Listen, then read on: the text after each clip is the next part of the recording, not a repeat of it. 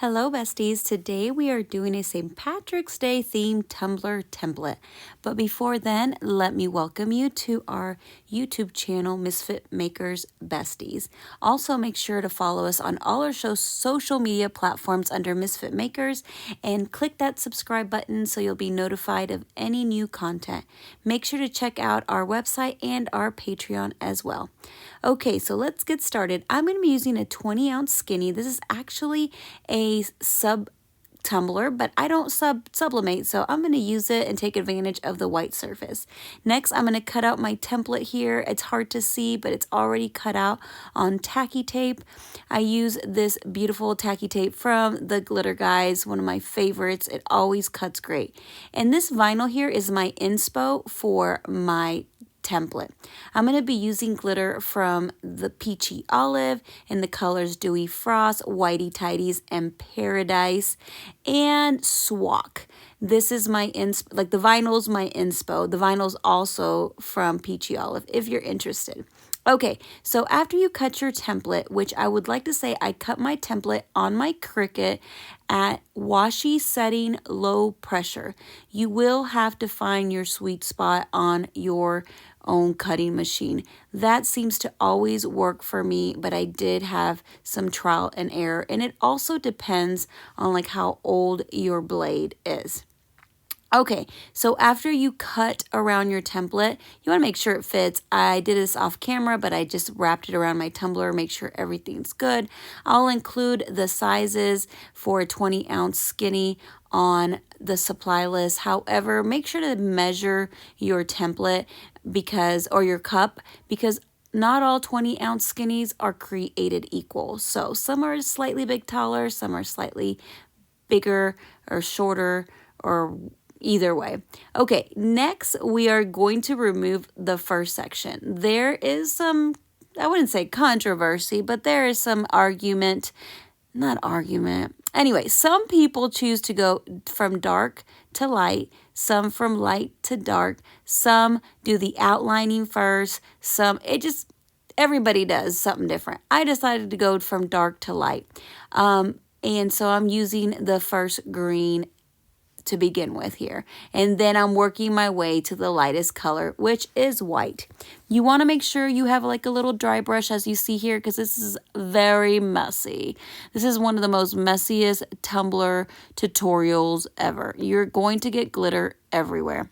Okay, like I said, I'm working my way from dark to light. Next is Swak, very pretty pink. I decided to do a St. Patrick's theme, but pastel, everything pastels. So I'm going to go ahead with my pink, and like you see here, I'm just sprinkling it and rubbing it down really good. This template can be found on Etsy by Sugar Wings, and it is available for different size cups. It is called Groovy Shamrock Tumbler template. So I will link it in the supply list so you can check it out. She has a lot of other templates that are a lot of fun, but I figured this one would be fun for the occasion. But it is so cute. But anyway, let's get going. Next, we're going to go with our little shamrocks in the middle, which, let me tell you, you have to be careful about. Look, I got a message from Jessica Reich. Okay, you got to be careful when you buy templates. Some of them already have the outlines included in the design, and you actually glitter the outlines. Some of them come with a separate cut file to outline each section. So I thought that this one had an outline for the shamrock. So that's why I went really, really light with my green shamrocks, because I thought, ooh, I will make an outline for them and they will pop with some gold. That was my plan. But later, which you will see later, I found out that it didn't include the outlines to my shamrock. So I should have gone darker on my shamrocks. You'll see what I'm talking about in a second. But she still turned out super cute. So there are my shamrocks. Look how pretty they look. They look very vibrant there. But when I add my white glitter, they get lost, and you will see. And at this point, I was like, you know what? It's okay. I have outlines. I have my little overlays. Everything is going to be perfect. So cute. They're going to pop.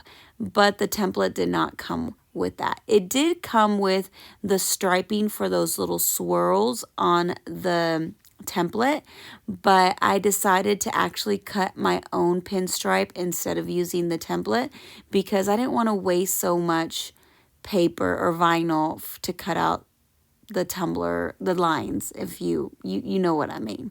So anyway, let's stay on track here. What we're doing next is removing all that sticky, paper, the top paper from the shamrocks to reveal that stickiness.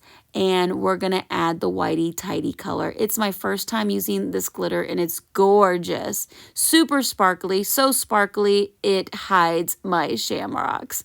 But also, I failed to mention the reason I'm using a sub cup is one, I don't sublimate, and I'm going to take advantage of a nice white surface. Second of all, if you don't have one, then you can definitely spray paint a cup. You want to make sure you have a nice white surface because that way your glitters will be most vibrant. If not, if you do it over stainless steel, your colors will dull a little bit. So keep that in mind. If you do have to spray paint, make sure it's fully dry before you apply your template. Okay, so as you see here, some of my shamrocks disappeared. The lighting's a little too, so bear with me. But I can still see them. But like I said, I had a plan. So anyway, after you have glittered your template, you peel off the little edge as you see here, just like you would do a regular tumbler wrap. You want to expose a little bit of your template. So here I am just kind of removing that excess. We're going to use that sticky edge to apply our template. This is how I apply all my wraps, and everybody has their own way, but this is what I've found to work the best, especially when you're trying to make sure your wrap is lined up. When it's a seamless wrap like you see here, you don't want your lines to be wonky. So like I said, find the best way that you like, but this is what I've found works for me. So now that it's lined up, as you see, that little sticky edge keeps it nice and lined up. It won't shift on you. Then you want to start pulling the backing off and slowly rubbing in your template. Make sure that you go slow using your hand, or you can use like one of those little felt squeegees. I find with the raw glitter, it's best to just use my hand. That way I don't scratch any of the glitter off. Also, make sure you go slow so you don't trap any bubbles in there. If you do happen to trap any bubbles, you can always grab your little pin pen and pop any of them and work them out. Just make your way around the tumbler, and then when you get to the end, just flatten it out really, really good. Sometimes when you go around the tumbler and you lose the backing, sometimes it gets a little bigger, so it may overlap. If it bothers you, you could always trim it up with your X-Acto blade. Just make sure not to over trim.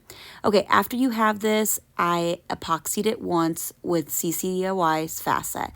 Look at my shamrocks, they're gone.